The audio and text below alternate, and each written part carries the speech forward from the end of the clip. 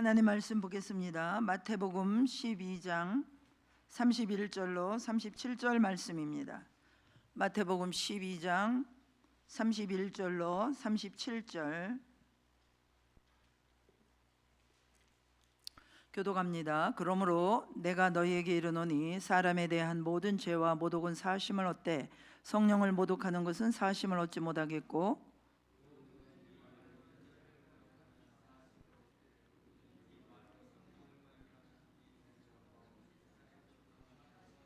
나무도 좋고 열매도 좋다 하든지 나무도 좋지 않고 열매도 좋지 않다 하든지 하라. 그 열매로 나무를 아느니라.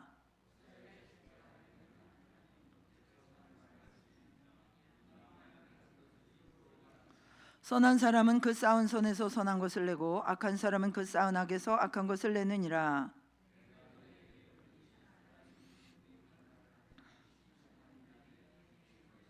같이 내 말로 의롭다함을 받고 내 말로 정죄함을 받으리라. 아멘. 잠깐 기도하겠습니다. 하나님 아버지, 심히 부족하고 연약한 자가 섰습니다. 주님의 말씀, 주께서 하시고 싶은 말씀을 충분히 대언할 수 있도록 성령께서 저를 도구로만 사용하여 주시옵소서. 우리에게 듣는 마음, 겸손한 마음, 지혜로운 마음을 허락하여 주옵소서. 예수님의 이름으로 기도합니다. 아멘. 예, 오늘 또 이제 3일 동안 이렇게 또 장례 예배 이렇게 참석하시느라고 다들 바쁘셨는데 또 이렇게 관심을 갖고 또 기도하시며 함께해 주신 모든 분들에게 감사를 드립니다. 우리는 이제 하루에도 수없이 많은 말을 하면서 살아갑니다. 격려의 말, 불평의 말, 상처 주는 말, 살리는 말, 불필요한 말, 정말 말을 하지 않고는 하루도 우리는 살 수 없죠. 그래서 예수님은 오늘 본문에서 이제 이 말에 대해서 말씀하십니다.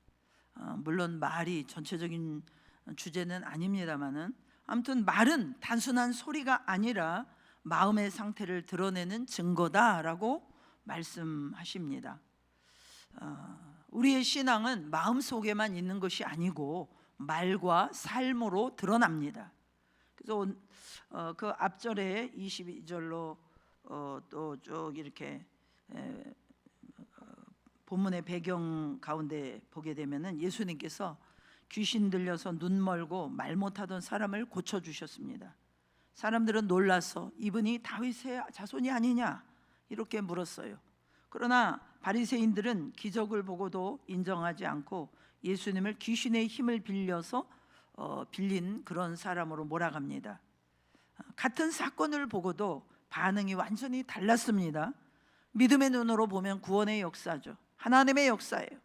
굳은 마음으로 보면은 비난거리입니다. 이 차이는 지식의 문제가 아니라 마음의 문제였어요. 또 25절로 29절에서도 보면 예수님은 바리새인들의 말이 논리적으로도 맞지 않는다고 말씀하셨습니다. 사탄이 사탄을 쫓아내면 그 나라가 어떻게 서겠느냐? 논리적으로 이게 맞는 말이냐? 그래서 예수님은 하나님 나라가 임했음을 이제 선포하시고 귀신이 쫓겨나고 사람이 회복되는 것은 사탄의 일이 아니고 하나님의 능력임을 말씀하셨어요. 그렇죠, 여러분. 우리는 하나님의 역사를 보고도 내 생각과 편견으로 판단할 때가 많이 있습니다. 우리가 돌아봐야 할 것입니다. 이어서 30절로 32절에 보면 예수님이 매우 엄중한 말씀을 하십니다.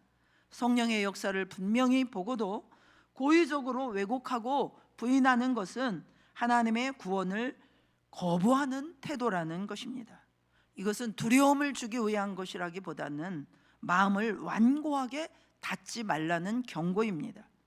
하나님은 회개하는 자를 언제나 용서해 주세요. 그러나 끝까지 자기 의로움을 붙드는 그런 자의 그런 마음을 가진 사람은 스스로 은혜의 문을 닫는 것입니다. 이어서 33절로 35절에 보면요, 예수님께서 좋은 나무는 좋은 열매를 맺고 나쁜 나무는 나쁜 열매를 맺는다. 그리고 결정적인 말씀을 하시는데 마음에 가득한 것이 입으로 나온다. 즉 말은 훈련의 결과이기 이전에 마음의 결과라는 것입니다. 마음에 감사가 있으면 감사의 말이 나오고, 마음에 분노가 있으면 상처 주는 말이 나온다는 거예요. 그러시면서 36절로 37절에 내가 너희에게 이르노니, 우리 36절 37절 같이 한번 다시 읽읍시다. 시작. 너희에게 이르노니 사람이 무슨 무익한 말을 하든지 심판날에 이에 대하여 신문을 받으리니 내 말로 의롭다함을 받고 내 말로 정죄함을 받으리라. 예수님은 우리가 무심코 한 말까지도 하나님 앞에서 책임이 있다라고 말씀하셨어요. 말로 의롭다함을 받고 말로 정죄함을 받는다라고 하십니다. 말에 대한 심판이 있다라는 것입니다. 이것은 말 조심하라는 그런 도덕적인 교훈을 넘어서는 이야기예요. 말을 통해서 믿음의 진실성이 드러나게 됨을 말씀하시는 것입니다. 이런 오늘의 이런 배경을 가지고 아무리 강조해도 지나치지 않는 언어 생활에 대해서 오늘 이 시간에는 잠깐 말씀을 나누기를 원합니다. 주님이 일하시는 교회를 우리에게 또 금년도 표로 저희 교회에 주셨는데요, 제가 기도하다 보니까 우리의 언어 생활 이것만 확실하게 하나님 앞에 잘 정렬시켜도 주님이 올 한 해 우리의 삶 가운데, 우리 교회 가운데 왕성하게 일하신다라는 사실입니다. 믿으시기 바랍니다. 그래서 우리가 첫 출발을 하면서 우리 언어 생활을 정립하고 다듬고 하나님께 정렬시키기 원하는 것입니다. 우리가 살면서 저도 그렇고 여러분들도 그렇고 내가 왜 지금보다 더 나은 성공, 더 나은 축복을 거두지 못하는가? 뭐 여러 가지 이유를 찾으려고 하는데요, 뭐가 부족해서 그렇고 뭐가 부족해서 그렇고 뭐 이러해서 그렇다 이렇게 말들을 합니다. 그러나 제가 볼 때는 가장 핵심적인 저의 삶 속에서도 그렇고 겪게 되는 가장 핵심적인 것은 뭐냐? 우리의 언어에 문제가 있습니다. 우리가 지금보다 말만 훨씬 더 잘 다루었다면, 우리의 혀를 잘 다루었다면 우리는 지금보다 훨씬 더 나은 조건에 처해져 있을 것입니다. 그럴 리가 있겠어? 내가 얼마나 성실하게 노력했는데 그 말 한마디 잘못했다고? 그래서 지금 이만큼 있는 거예요. 거기에다가 우리가 말을 잘했더라면 지금보다 훨씬 더 좋은 조건에 처해 있을 것입니다. 그러므로 우리가 우리의 말, 언어는 안 쳐다보고 다른 외부적인 여러 가지를 더 고치려고 하고 지금보다 더 나아지게 하려고 노력해보고, 그런데 여러분 살아보시면 알 거예요. 언어를 안 고치고 지금보다 더 나아질 수 있는 방법은 없습니다. 특별히 성경에서 그렇게 가르치고 있죠. 그래서 오늘 우리가 이 짧은 시간 언어에 대한 말씀, 뭐 전체적인 건 아니지만 부분적으로 살펴보고자 하는데요, 첫째로 언어는 우리에게 성공과 실패의 도구로 아주 강력하게 작용을 합니다. 심리학에서는요, 디드로 효과라는 것을 말합니다. 디드로 효과 한번 해볼까요? 디드로 효과. 18세기에 프랑스 철학자 드니 디드로가 어느 날 값비싼 가운을 선물을 받은 뒤에 그 고급스러운 가운을 받다 보니까 자신이 낡고 소박한 여러 가지 생활용품들과 너무나 어울리지 않는다는 것을 느끼게 되고, 그래서 주변의 물건들을 점차 새 것으로 바꾸는 그런 일화에서 비롯되었습니다. 그래서 이 디드로 효과는 우리 일상생활에서도 흔하게 나타나죠. 예를 들어서 좋은 책상을 하나 구입하고 나면은 왠지 의자가 초라해 보여요. 우리도 페인트 칠하고 이렇게 의자를 싹 바꿨으니 망정이지, 이 계획을 안 세웠더라면 다른 어떤 때보다도 초라하게 예배당이 느껴지셨을 거예요. 분위기가. 그렇죠. 그래서 또 의자를 바꾸고 나면은 옆에 또 커튼이 또 초라해 보이고, 이렇게 좋은 거를 하나 가져다 주고 나면은 어쩔 수 없이 연쇄적으로 그 수준에 맞는 것을 교체하는 것처럼 언어도 그렇다는 거예요. 아주 품이 있는 언어 한마디를 이렇게 시인하게 되면, 내뱉게 되면, 고백하게 되면 그 언어 수준을 맞춰 나가기 위해서 연쇄적으로 그 품위에 어울리는 단어를 그 다음에 또 쓰게 되고, 그 단어에 어울리는 그 품위를 해치지 않는 그 다음 언어를 또 쓰게 되고 또 쓰게 되고 계속해서 연쇄적으로 사용하게 되더라는 것입니다. 이해하셨죠? 그래서 언어적 디도로 효과가 나타날 수 있다는 거예요. 우리의 뭐 이런 일용품만이 아니라. 그래서 예수님께서 우리가 그런 이 디도로 효과로 이렇게 예수님이 하신 말씀을 해석을 해본다면, 요한복음 21장에서 예수님께서 예수님을 모른다고 3번씩이나 부인하고 또 고기 잡으러 부활의 예수님을 만난 이후에도 이렇게 예수님 부인하고 십자가에 달리신 이후에 실망에 빠져서 고기 잡으러 다시 베드로가 갔을 때, 예수님이 부활하신 주님께서 그 바닷가에 나타나셔서 다른 많은 말씀 안 하셨어요. 내가 나를 사랑하느냐? 내가 나를 사랑하느냐? 내가 나를 사랑하느냐? 내 양을 먹이라. 3번씩이나 계속 반복해서 그 말만 하셨어요. 이 예수님의 가르침에 디도로 효과가 나타났나 봅니다. 그래서 나중에 베드로전서 4장 10절에 이렇게 말씀하죠. 무슨 말을 하든지 하나님이 말씀하시는 것처럼 하라. 아무 말이나 하지 말라. 그러니까 여러분, 우리가 나의 언어를 바로잡을 때 막 뭐 수십, 수백, 수천, 수만 단어를 막 바꿔대야만이 내 언어가 바뀌어지는 게 아니고, 정말 내가 좋아하는 그런 말씀 하나 딱 붙잡고 그 한 말씀을 계속 말을 하는 거예요. 그 말을 계속 묵상하고 암송하는 겁니다. 그리고 또 그 말씀으로 기도하고 고백하는 겁니다. 그러면 영적으로 디도로 효과가 나타납니다. 연쇄적으로 그 구절에 맞는 그런 또 말씀이 떠오르고, 또 그래서 또 그 말씀으로 더 기도하게 되고, 그래서 또 그 떠오르는 말씀을 또 생활 속에서 나도 모르게 내뱉게 되고 고백하게 되고 또 사용하게 되고 또 사용하게 되고 또 사용하는 것입니다. 그런데 잘못된 언어를 우리가 한번 입을 열고 딱 말을 내뱉기 시작하면요, 또 이 잘못된 말도 역시 디도로 효과가 나타나는 거예요. 만약에 이 썩을 놈의 망할 놈의 세상, 이 망할 놈의 세상, 이 한마디 딱 이렇게 파괴적이고 공격적인 언어를 한마디 딱 내뱉으면은 연쇄적으로 그 언어의 수준에 맞는 비슷한 단어가 연쇄적으로 계속 따라 붙는 거예요. 그 단어를 또 계속 말하게 되는 거예요. 그래서 막 말이 계속 막 더 거칠어지고 더 세지고 더 공격적이게 되는 것입니다. 잠언 12장 18절 말씀처럼 칼로 찌름같이 함부로 이제 말하는 자가 되는 것입니다. 이제 인이 배겨. 나중에는 계속해서 잠언 15장 1절에 유순한 대답은 분노를 쉬게 하여도 과격한 말은 노를 격동하느니라. 유순하게 말하면 오히려 상대방의 분노도 이렇게 누그러뜨리게 되는데, 잘못된 말을 시작하면, 분노의 말을 터뜨리면 언어가 더 망가지고 더 막 계속해서 난폭해지게 된다는 거예요. 여러분, 사람은요 폭력을 당하면은 뇌가 망가진대요. 그런데 이 몸으로 폭력을 당하는 것도 뇌가 망가지지만, 심한 공격성 언어를 이렇게 계속 들어도요, 언어 폭력을 당해도 뇌가 망가진답니다. 한번 이렇게 망가진 뇌는요 빨리 시급하게 고쳐지지 않으면은 평생 불구자로 살아가게 된다라고 합니다.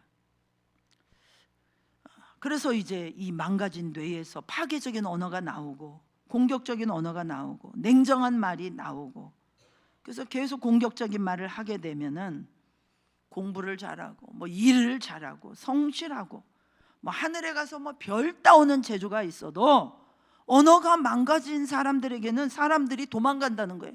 사람이 붙지를 않아. 저 사람한테 가까이 가면 안 되겠다. 가면 다친다. 참 사람은 좋고 인정도 있고 참, 그런데 저 사람 한번 화나면 입에서 막 나오는 대로 말을 해버리니까 내가 다 듣다가는 내가 감당이 안 되겠어. 이제 이런 생각을 가지게 되니까 옆에 오질 않는 거죠. 그래서 이 사람은 한번 듣거나 보거나 자기가 한번 입으로 이렇게 했던 말을 계속 반복하는 성향이 있어. 이게 뇌에 또 이렇게 축적이 되기 때문에.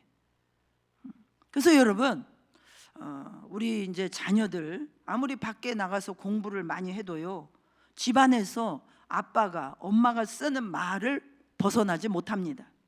물론 밖에 나가서 배운 언어도 그거는 뭐 어쩔 수 없겠지만은, 우리 자녀들이 학교에 가서 아무리 좋은 강의를 많이 듣고 교회 와서 아무리 설교를 많이 들어도 내 집에서 내 부모에게 듣는 그 양에 비하면 빙산의 일각이잖아요. 그래서 아무리 자녀가 말을 잘해보고 싶어도요, 에스겔서 14장 44절에 보면요, 이런 말씀이 있어요. 속담을 말하는 자마다 내게 대하여 속담을 말하기를 어머니가 그러하면 딸도 그러하다 하리라 그랬어요. 성경에 이런 말씀이 있는 줄 여러분 모르셨죠? 그 엄마를 보면 그 딸을 알 수 있다, 그 말이에요. 쉽게 말해서 그 딸은 그 엄마가 하는 말을, 그 어휘력을 못 벗어난다는 거예요. 맞는 것 같습니까 여러분? 저도 깜짝깜짝 놀랄 때가 있어요. 제가 굉장히 막 스트레스를 받고 나서 가만히 생각해 보면 제가 한 거를 그대로 하고 있어. 아들들도 마찬가지예요. 아들들이 아빠하고 말을 많이 한다 그러면 아빠의 어휘력을 못 벗어나게 되고요, 엄마하고 말을 많이 한다 그럼 엄마의 어휘력을 못 벗어나. 그래서 여러분들, 우리 자녀들하고 말할 때 가능하면 꿈을 많이 말하는 게 좋은 것 같습니다. 꿈을. 그러므로 우리가 뭐 사랑하는 자녀들을 대할 때 진정으로 그들을 변화시키고 싶다면은 너 말 조심해 그러지 마시고, 부모가 말을 바꾸는 방법밖에 없어요.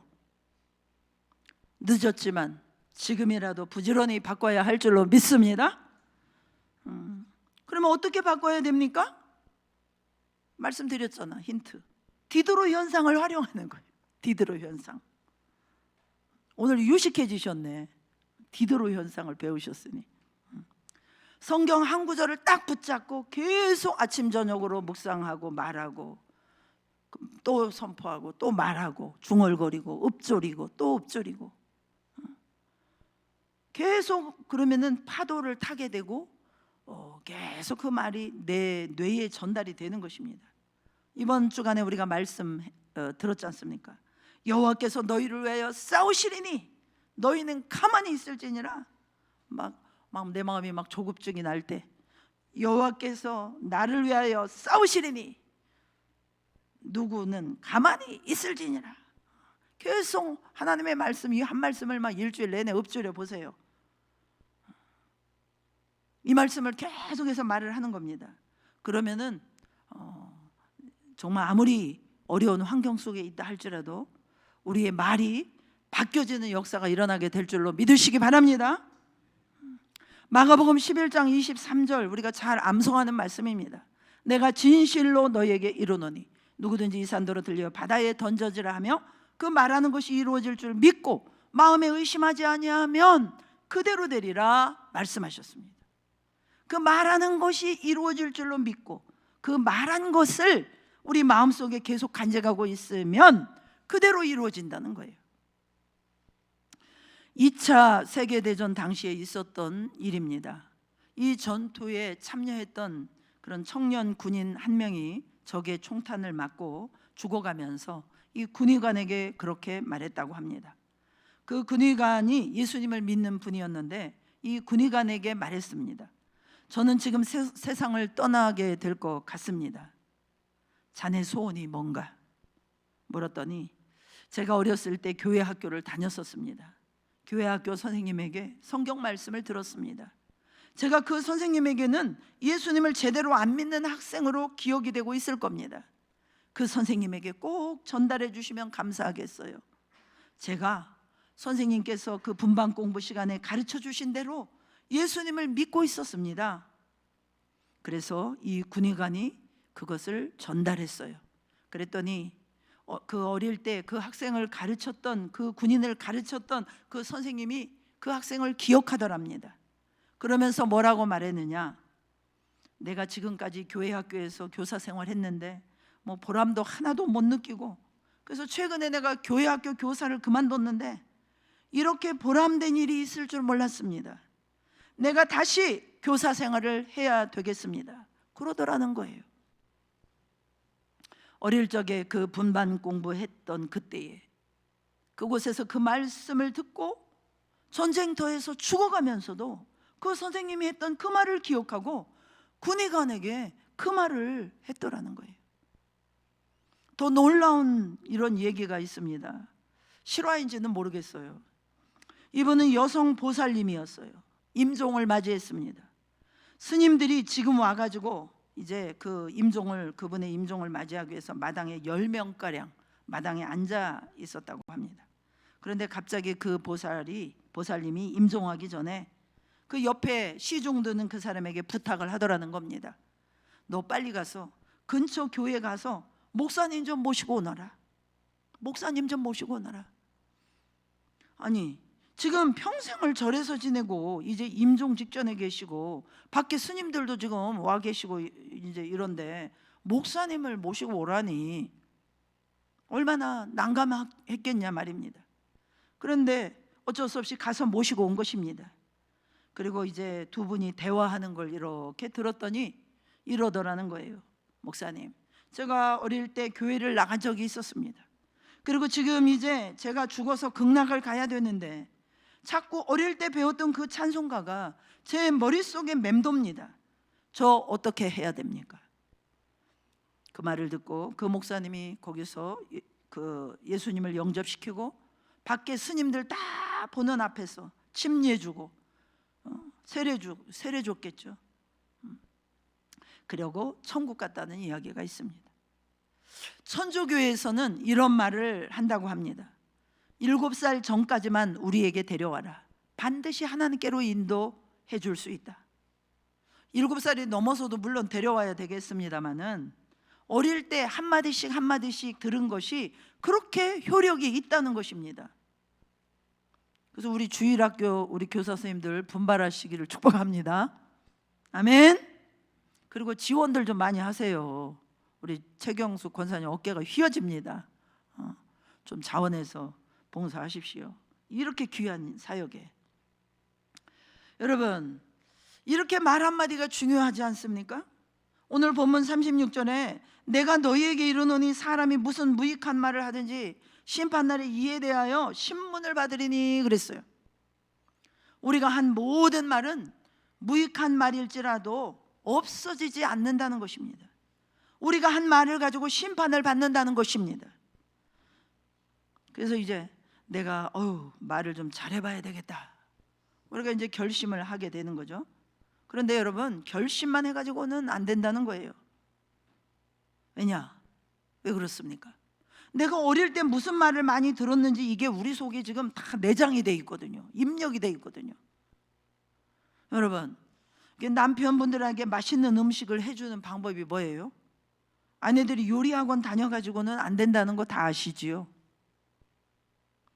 남편에게 맛있는 음식을 차려주는 거는요, 그 남편이 어릴 적에 엄마에게 무슨 음식을 먹고 자랐는가, 그것을 맞춰주는 것이 요리학원 다니는 것보다 훨씬 빠르다는 거예요. 그래야 군소리가 없어요. 사람은 그 취향이 있는 거잖아요. 그래서 언어라고 하는 것은 듣거나 보거나 한번 내가 내 입으로 했거나 이런 것들이 훈련된 작품이에요. 최근에 내가 아무리 좋은 생각을 해도요, 말은 예전에 그렇게 했던 방식대로 말이 나옵니다. 나도 모르게 튀어나옵니다. 요즘은 또 안 하고 있다 할지라도 내가 옛날에 들었던 말들, 보았던 장면들, 그리고 내가 한 번이라도 입으로 이렇게 했던 말들은 우리 안에 잠복 중이에요. 잠복기야, 잠복기. 언젠가는 튀어나옵니다. 그래서 우리가 그것을 잘 기억해서 또 생각날 때마다 그거를 떼어내고 회개하고, 거기에다가 훨씬 더 품이 있는 성경 구절을 딱 갖다 붙이고, 그렇게 하면은 재발이 안 될 줄로 믿습니다.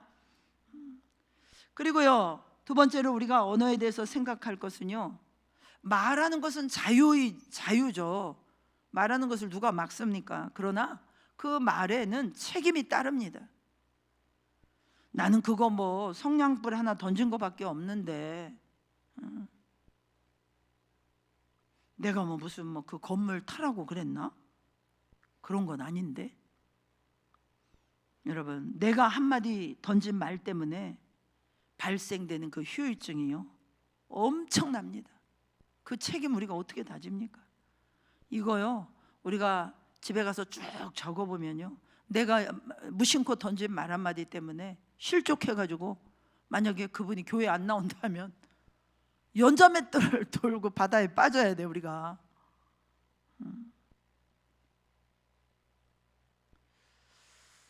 어떻게 그렇게 무책임한 그런 말을 할 수 있느냐. 우리가 거기에 대해서 화가 날 때가 한두 번이 아니지 않습니까?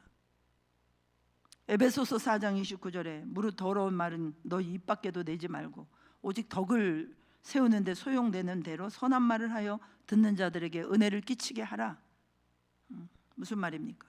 그러니까 유익되게 말해야 된다는 거예요. 유익이 있어야 되는, 입을 열어서 말을 할 땐 유익을 줘야 된다는 거예요. 고린도후서 3장 17절에도 보면 주는 영이시니 주의 영이 계신 곳에는 자유가 있느니라.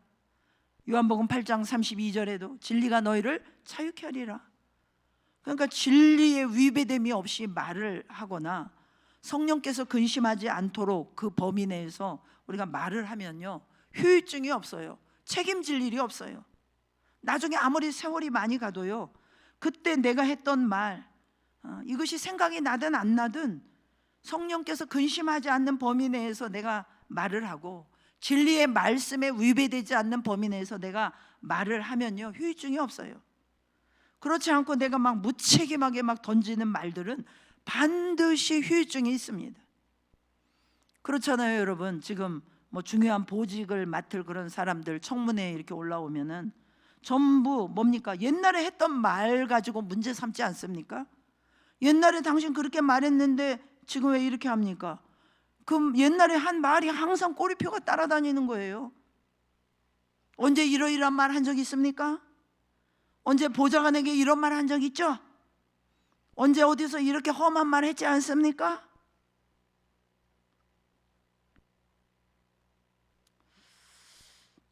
그러므로 내가 옛날에 왜 그랬을까? 우리가 후회하고 반성하는 거 좋습니다만 이제 우리의 남은 시간들 속에서는 정말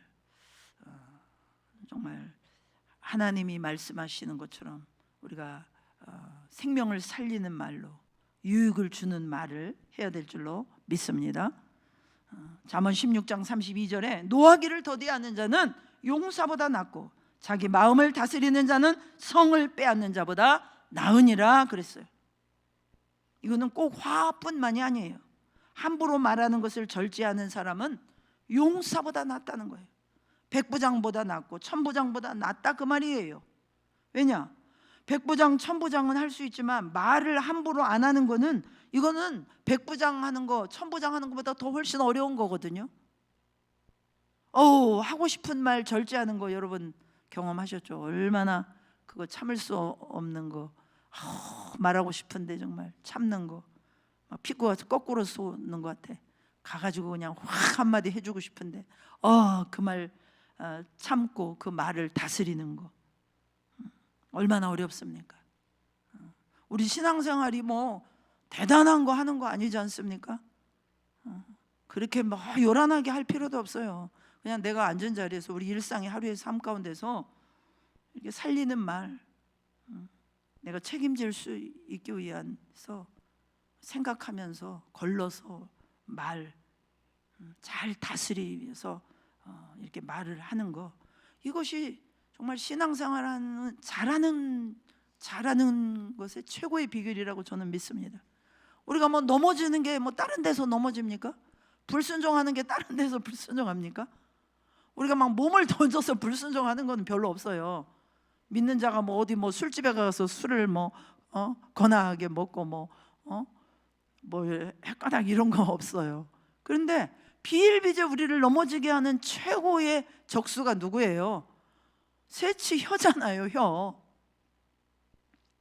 그래서 성경에 잠언 6장이라든지 많은 부분에 절대 보증 서지 말라, 보증 서지 말라.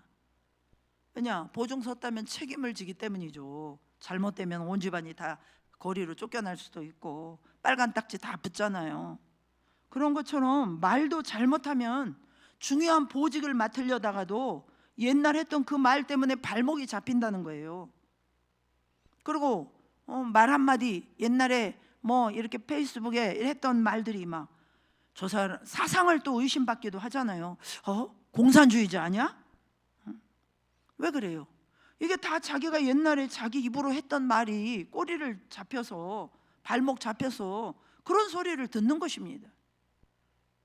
그러니까 말은 후유증이 없도록 정말 아무리 급한 경우라도 3초 생각해보고 말을 해야 되는 거죠.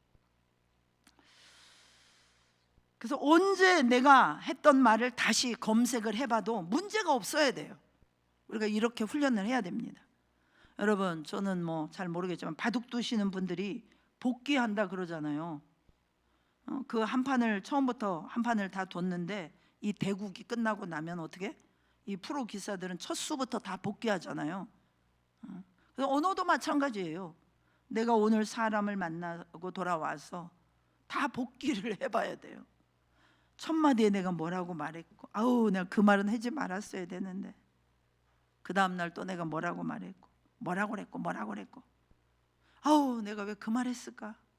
진짜 잘못됐다고 생각된다면 빨리 전화해 갖고요, 그 밤이 지나기 전에 빨리 정정하고 사과하고, 그런 습관을 우리가 가져야 됩니다. 세 번째로요, 말은요, 나와 하나님 사이를 이어주는 소통 도구입니다. 우리가 하나님과의 관계성을 뭘로 맺습니까? 그냥 마음으로만 합니까? 말이에요. 그죠? 마음으로 믿어 의에 이르고 입으로 신하여 구원에 이른다. 구원도 말이고 기도도 말이, 물론 묵상 기도도 할 수 있습니다만 이 언어를 가지고 하나님하고 소통하지 않습니까?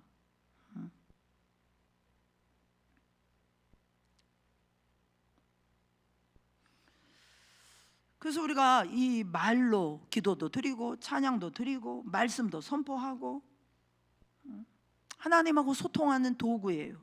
그렇기 때문에 더더욱 말을 중요하게 우리가 해야 됩니다. 중요시 해야 됩니다. 말을 아껴야 됩니다. 민수기 14장 28, 29절 우리 잘 알죠. 네가 한 말 내가 귀로 들었다. 네가 한 말 그대로 내가 너를 심판하겠다. 그대로 해주겠다. 이렇게 말씀하시고요, 12 정탐꾼 중에서 부정적인 말을 한 12 정탐꾼을 설득도 안 하셔요. 그냥 그 자리에서 다 죽이십니다. 언어라는 것이 그렇게 무섭습니다, 여러분. 요즘에 신학자들 중에서도요, 겁도 없이 이상한 말 하는 분들이 많이 계세요. 과거에 사도시대 때만 기적이 있었고 이제 그 기적은 중단됐다, 이렇게 말하는 신학자들이 있어요. 신학자면 답니까? 무슨 근거로 그렇게 말을 하는지 자기 믿음만큼 말을 하겠습니다마는 기적은 사도시대 이전에도 있었고 이 세상 끝까지 있을 것이고 지금도 있는 것입니다. 그 잘못된 말을 그 사람은 책임져야 돼요. 만약에 그가 한 말을 통해서 한 사람이라도 기적을 믿지 않고, 예수님은 어제나 오늘이나 영원토록 동일하시다라고 히브리서 13장에 말씀하셨는데, 그 기적을 일으키신 분이 예수님이고, 그 예수님 어제도 계시고 오늘도 계시고 미래도 계시고 지금 이 자리에도 계시는데 기적이 사라졌다라고 한다면 예수님이 사라졌다라고 말하는 것과 마찬가지 아닙니까?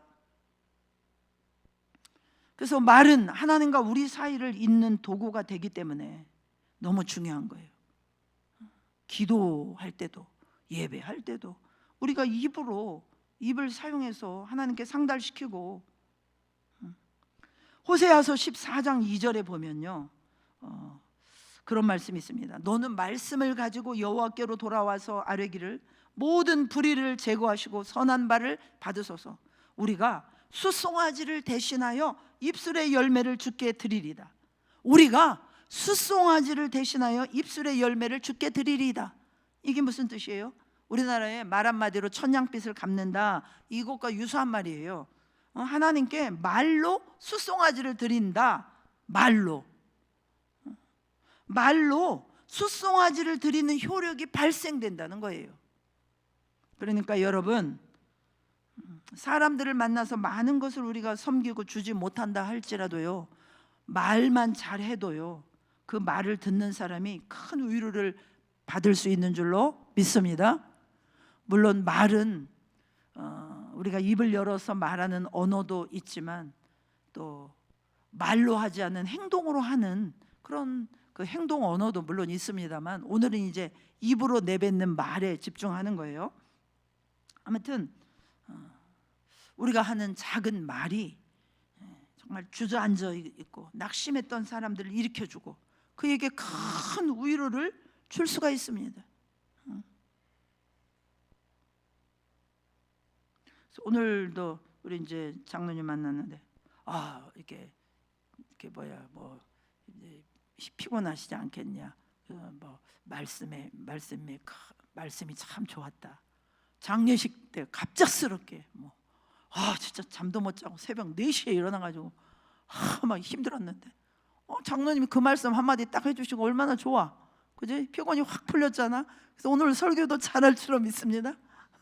이렇게 은혜 받았으면 은혜 받았다고 고백하시고, 입을 뒀다면 뭐 할 겁니까? 그래서 이렇게 작은 말 한마디로 서로 격려해서 우리 교회가 은혜가 넘치는 교회가 되기를, 그래서 우리의 말을 통해서 사람들이 살아나고 주님께서 역사하시는 그 기름 부음이 강력할 수 있기를 축복합니다. 모세가 여러분 어떤 사람이에요? 40살까지 여러분 잘 알잖아. 궁중교육을 받고 화가 나가지고 동족 핍박하는 그 애굽 사람 죽이고 미디안 광야로 도망가가지고 40년 동안 양치기 하다가 그 40년 훈련 받은 다음에 하나님 다시 부르셔서 시내산에 2번씩이나 가가지고 40일을 물도 먹지 않고 금식하고, 구름보다 더 높은 시내산을 여러 차례, 제가 기억으로는 한 8번 정도를 오르내리면서 하나님과 독대한 분이 모세 아닙니까? 근데 이 민수기 20장에 보면요, 얼마나 참 마음이 아픈지. 너무나 백성들이 그냥 말을 안 듣고 속을 새기니까 화가 많이 났으면은 이 패역한 너희여, 이렇게 말을 했는데요. 시편 기자는 시편 106편 32절로 33절에서 그 모세가 망령되이 말했다라고 지적을 해요. 제가 읽어드릴게요. 시편 106편 32, 34. 그들이 또 무리바물에서 여호와를 노하게 하셨으므로 그들 때문에 재난이 모세에게 이르렀나니, 이는 그들이 그의 뜻을 거역함으로 말미암아 모세가 그의 입술로 망령되이 말하였음이로다. 그 입술로 망령되이 말해서 모세 그들 때문에 재난이 모세에게 이르렀다. 이 시편 기자는 이렇게 모세의 말을 지적했어요. 망령된 말이라고. 모세가 이 정도라면 여러분, 우리는 더더욱 죽는 날까지 말 조심해야 되지 않겠습니까? 그래서 나는 뭐 옛 성질 다 죽었는데 이제는 말도 괜찮을 거야. 여러분, 괜찮지 않습니다. 잠복된 그 문제의 단어들, 부모로부터 계속 듣고 들었던 잠복된 단어들, 오히려 이런 게 우리 안에 아직도 상당히 많이 남아 있어요. 언제 튀어나올지 몰라요. 그래서 우리가 조심해야 돼요. 평생 그렇게 정말 입만 열면 불평하시는 분, 여러분 친구 삼고 싶습니까? 우리가 길 밖에 나갈 때 차 조심해라 이렇게 말하는데요, 말 조심해라 그래야 돼요. 차 조심은 어련히 알아서 잘해요. 말 조심해라. 그래서 제가 우리 새신자 자매들한테 그래요. 귀머거리 3년, 벙어리 3년. 교회 와가지고 처음 신앙생활 할 때 귀머거리 3년, 벙어리 3년 해라. 무엇보다도 말조심을 못하는 게 교회예요. 교회. 제가 어떤 이야기를 들었는데 30년 동안 새벽기도 하루도 안 빠지시고 정말 모범적으로 신앙생활 하신 권사님인데 지옥 가신 이유가 뭐냐? 지옥 가신 이유 하나님이 알려주실 때 그 아들에게 이 혀를 통제하지 못해가지고 그 어머니 일기장을 유품 정리하다 발견했는데 얼마나 많은 불평불만을 써놨는지. 그래서 확인이 됐대요. 야, 교회 권사님들하고 만나면은 아유 저 집사는 이 혀를 통제하지 못해가지고.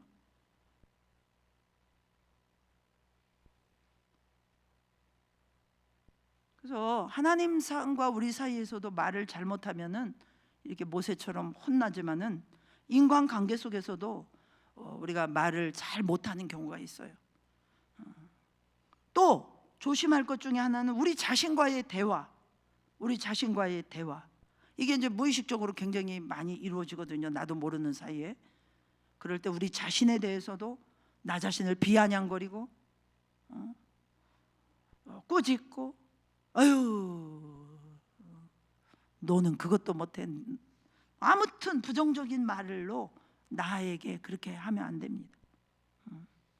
나와의 대화를 할 때도 함부로 비판하고 비아냥거리고 하지 말고 좋은 언어를 사용하는 그 훈련을 우리가 해야 됩니다. 내가 지명하여 불렀나니 너는 내 것이야. 난 하나님 거야. 전혀 다른 새로운 피조물, 회복 정도가 아니야. 전혀 다른 새로운 피조물. 처음에 창조하신 아담과 하와 그거는 될 것도 아니야. 예수 그리스도로 말미암아 그리스도의 생명으로 말미암아 새롭게 만들어진 피조물. 야, 상상할 수도 없는 어마어마한 존재야 너는 하면서 우리에게 영양분을 자꾸 공급해 주세요. 할렐루야. 그래서 신앙생활이 여러분 좋은 이유가 뭐예요? 예배 드리고 설교 듣고 뭐 기도하고 이러다 보면은 우리가 신앙 고백을 많이 하게 되잖아요. 하나님께 대한 고백.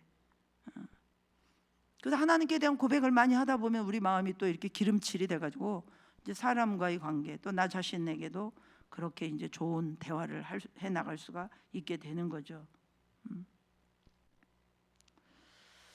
그래서 우리가 이 언어로 하나님과의 소통을 하게 된다. 그래서 참 저는 이제 신앙생활 지금까지 하면서 하나님과의 관계 속에서 하나님은 짧게 말을 하시는데도 그 짧은 한마디가 너무 며칠씩 깊은 여운을 주고요. 또 하나님도 마찬가지야. 하나님 아버지, 그냥 아버지라고 부르기만 해도요 엄청납니다. 하나님 입장에서는요 어쩔 줄을 모르시는 거예요. 우리가 아기들 키우면서 하잖아요.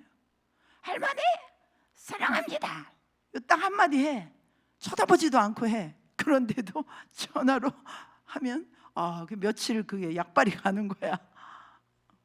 너무 귀여운 거지 그냥. 예전에 이제 우리 아드님에게 제가 날마다 회개문을 카톡으로 보내라. 날마다 창문에 회개문을 카톡으로 보낸 적이 있어요. 요즘에 이제 이렇게 저렇게 뭐 이사도 하고 정리하다 보니까 또 이제 저장된 그 핸드폰에 이렇게 저장된 거 때로 이렇게 읽어보면요 정말로 너무나 은혜가 되는 게 많아요. 절대로 내 평생에 지우지 않을 것 같아. 지우지 않을 것 같아. 하나님하고 우리와의 그런 그 기도의 내용들, 고백, 신앙의 고백들이 하나님 앞에 그런 것입니다, 여러분. 절대로 하나님 안 지우십니다. 그래서 이 언어라고 하는 것은 하나님과의 관계도 그렇고 사람과의 관계, 나와의 관계를 기쁘게 해주는 그런 언어가 되도록 하나님이 우리에게 언어를 주신 줄로 믿습니다. 그래서 또 우리가 주의해야 될 것 중에 하나는 우리가 가급적이면 긍정적인 언어를 또 사용하는 게 좋죠. 요즘 이제 뭐 오래됐습니다만 인터넷상에 보면 어떤 목사님이 대형교회 목사님이 큰 잘못을 하셨다 하면 막 페이스북에다가 뭐 난리 비난의 글이 올라오고 또 그 비난을 또 찬성하는 댓글이 또 얼마나 많이 붙는지 모르겠어요. 여러분, 세상에 다룰 수 있는 긍정적인 주제가 얼마나 많습니까? 만약에 이 세상에 부정적인 주제를 다 다루려고 한다면 몇 억 년, 몇 천 년이 걸려야 될 거예요. 그래도 다 못 다룰 겁니다. 그래서 이 세상에서 그런 부정적인 언어, 부정적인 주제를 다루는 것을 통해서 우리가 무엇을 유익을 얻을 수가 있겠습니까? 너무나 부정적인 생각을 많이 하면요, 전두엽이 망가진대요. 도파민이 안 나와가지고. 그래서 우리가 이 긍정적인 생각, 긍정적인 주제, 생산적인 주제를 다룰 시간도 모자랄 판에 너무 부정적인 생각, 부정적인 주제를 다뤄가지고 우리가 무엇을 얻을 수 있겠냐 말이에요. 근데 우리의 심보따리가 그거잖아요. 긍정적인 주제는 별로 재미가 없어요. 누가 잘했다, 누가 뭐 굉장히 노력을 많이 했다, 그러면 막 스트레스 돼요. 아유, 자꾸 나만 못난 것 같고 비교당하고. 은근히 누구 하나 막 끌어내려가지고 씹으면은 아유, 설교 중에 죄송합니다. 언어 순환을 저부터 해야 되겠어요. 뭔가 위로받을 수 만한 그런 사람, 부정적인 주제 하나 딱 던져가지고 거기 반응이 잘 안 나오면은 막 그냥 그 분위기로 막 2시간, 3시간을 끌고 가는 거예요. 거기서 무슨 생산적인 아이디어가 나오겠으며, 무슨 용기와 무슨 어떤 잘해보고자 하는 의지가 나오겠으며, 뭘 우리가 얻을 게 있겠습니까? 도대체 그게 무슨 짓을 하는 것입니까? 여러분, 우리는 긍정적인 주제를 항상 말해야 될 줄로 믿습니다. 교회에서 내가 요즘에 신앙생활 하면서 이런 부분들 회개하게 됐어. 회개는 아주 긍정적인 영적인 주제예요. 그래서 난 이런 거 깨닫고 보니까 우리 고임성규 집사님 또 이렇게 보내고 나다 보니까 여러분, 회개할 게 왜 그렇게 많은지 모르겠어요. 진짜 너무 하나님 앞에 창피하고 이거 목회자라고 할 수도 없어. 내가 더 기도했어야 되는데, 내가 더 이렇게 했어야 되는데, 내가 더 이렇게 했어야 되는데, 그런 것들이 막 남지 않아요? 끝으로 5번째, 이제 우리가 공감적인 언어를 사용하는 훈련. 이거는 진짜 우리가 너무 부족한, 한국 사람들에게 있어서 너무 부족, 저도 그렇고. 실감정 언어증이라는 병명이 있대요. 실감정 언어증. 감정 인식의 상실. 어렵나요? 감정을 못 느끼는 질병. 그래서 자기는 감정 불감증이기 때문에 막 말을 많이 했는데 감정은 전혀 못 느끼면서 말하는 거예요. 그래서 상대방이 어떤 감정인지를 전혀 인지를 못하고 그냥 말을 막 하는 겁니다. 그러면은 감정이 예민한 분들은 너무나 상처를 많이 받을 수밖에 없죠. 말하는 사람은 자기가 감정을 못 느끼고 말하기 때문에 그냥 막 하는데, 자기가 뒤돌아서서 무슨 말을 했는지조차도 잊어버려.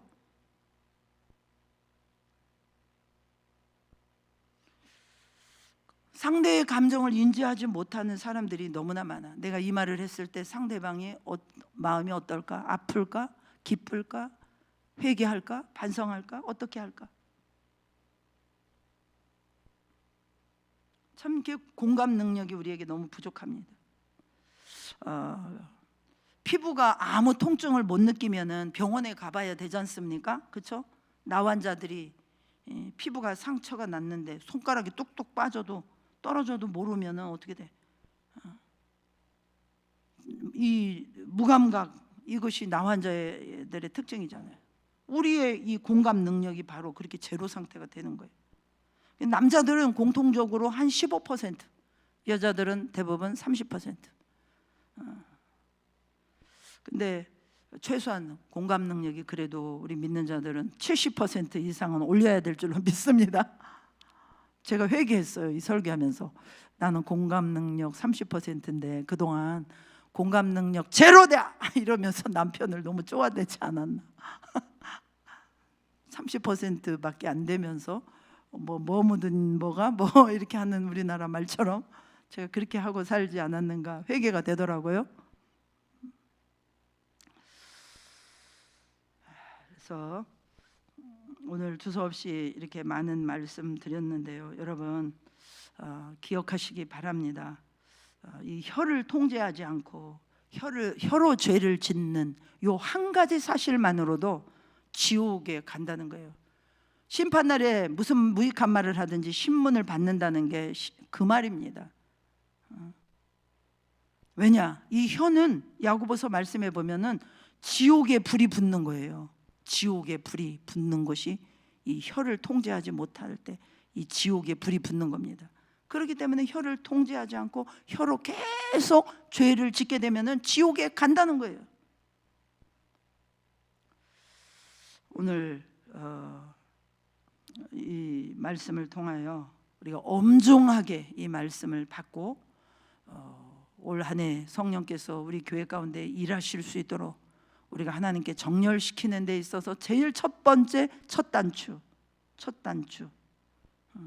우리가 서로 격려하고 죄를 고백하고 회개하고 감사하고 그 사람의 생명을 살려내는 말들, 이런 말을 할 수 있기 위해서 우리 언어 생활을 위해서 여러분 많이 기도하실 수 있기를 축복합니다. 예수님 말씀하셨잖아요. 마음에 있는 것이 말로 나온다고. 그럼 우리 마음이 먼저 예수님의 은혜를 받아서 축적을 해야죠. 우리 마음에 예수님의 은혜로 무장이 되고 은혜가 충만하면은 은혜로 말이 튀어나오는 것이고, 우리 마음에 은혜가 모자라, 은혜가 메말라 있어, 그러면 짜증과 불평의 말을 할 수밖에 없는 거라는 거예요. 오늘 본문의 말씀의 핵심이 그겁니다. 그래서 저와 여러분이 이 언어에 온전한 자는, 언어를 길들인 자, 언어에 실수가 없는 자는 온전한 자다라고 평가할 정도로 우리의 신앙생활의 99%는 다른 거 아니에요. 뭐 요란하게 뭐 아닙니다. 언어 생활 똑바로 잘 하는 것입니다. 우리가 이 신년벽도에 올 한 해 하나님께서 우리 교회에 우리가 예배할 때마다 성령의 강력한 기름 부음이 나타나고, 뭐 안수하고 손댈 것도 없어. 그런데도 예배 중에 말씀을 듣다가 또 기도하다가 찬양하다가 귀신이 쫓겨나가고 또 새방언이 터지고 병든 자가 낫게 되는 그런 말씀의 권능이 우리 교회 가운데 하나님께서 풀으시고 그 놀라운 역사를 또 이루시기를 저는 원합니다. 또 우리의 삶 가운데 우리를 발목 잡고 있고 가문 대대로 정말 우리 부모님들의 구원을 생각할 때 저는 너무 심각해요. 저분이 진짜 회개를 하시려나? 막 가슴이 타들어가는 것 같아. 기도는 하지만 믿음이 안 올 때도 많아.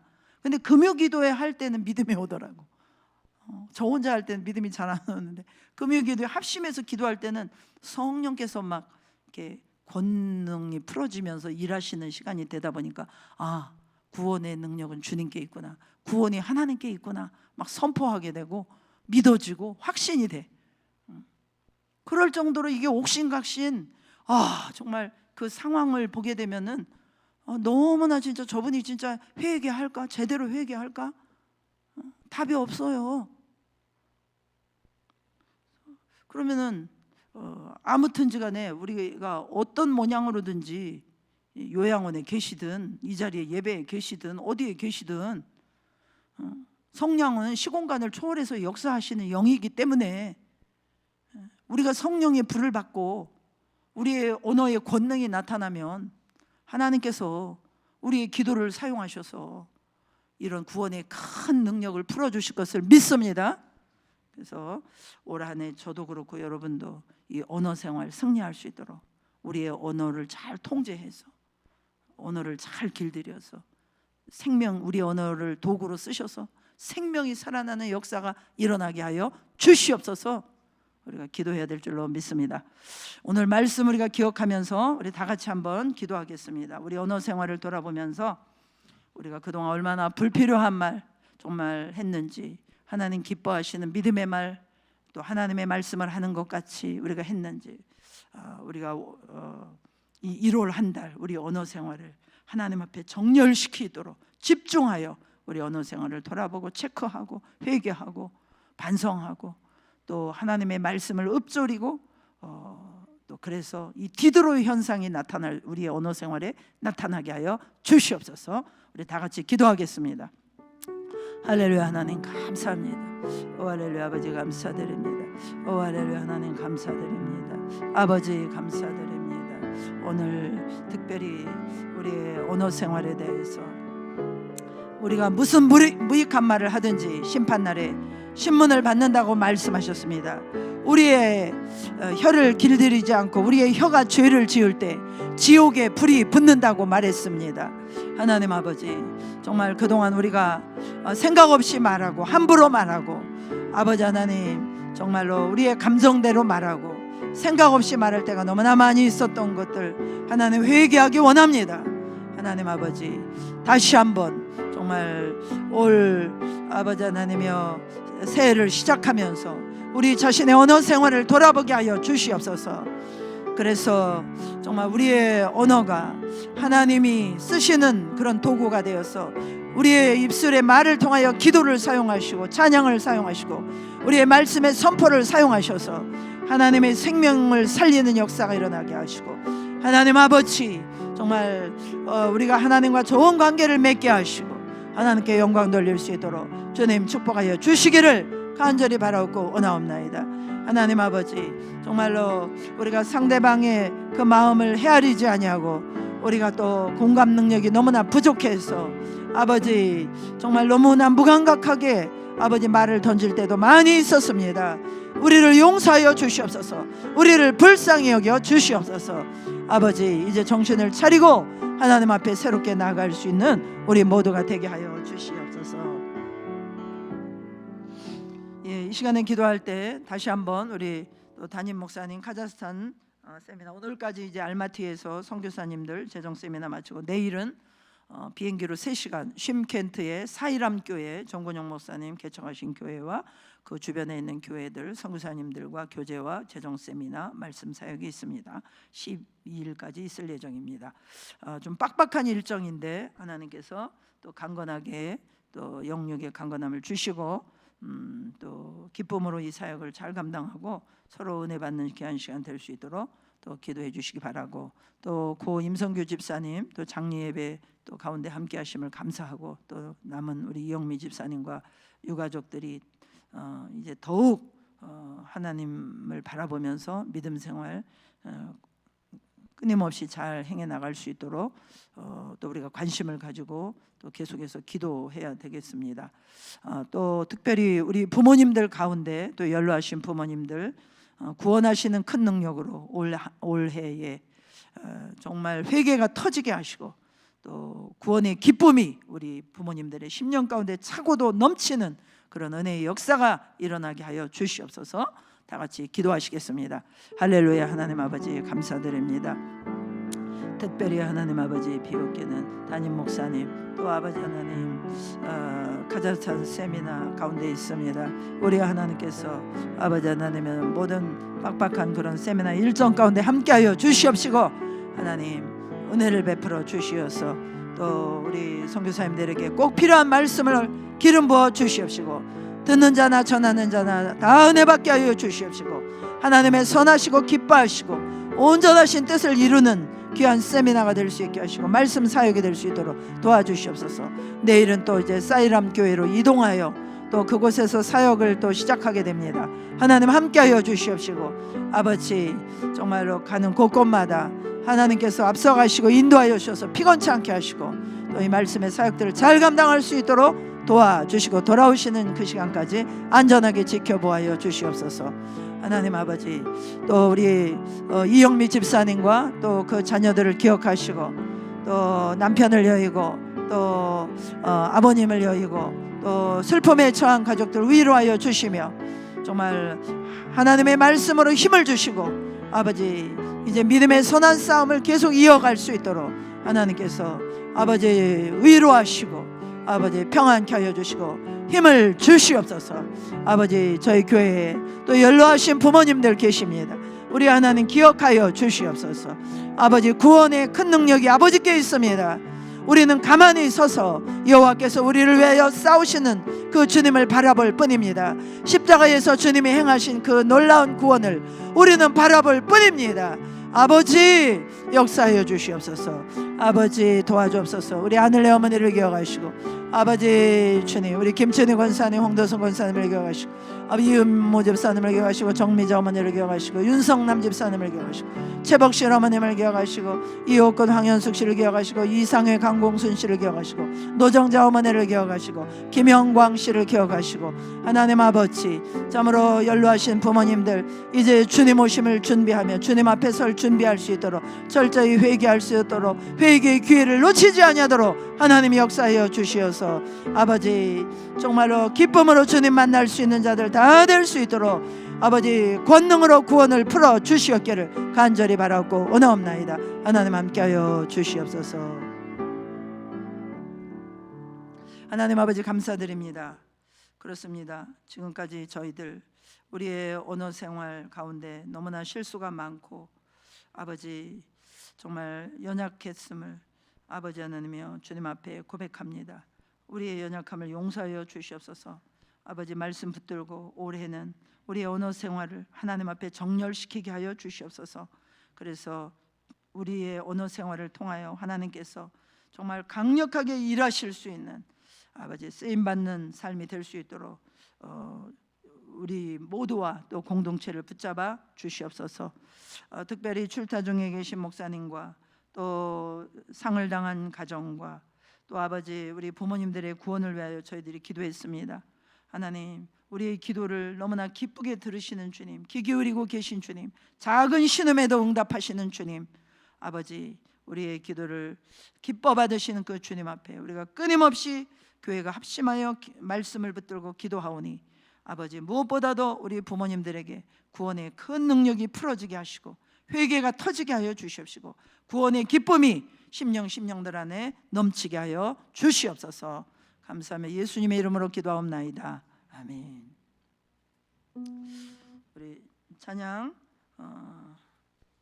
423장 찬송 드리시겠습니다.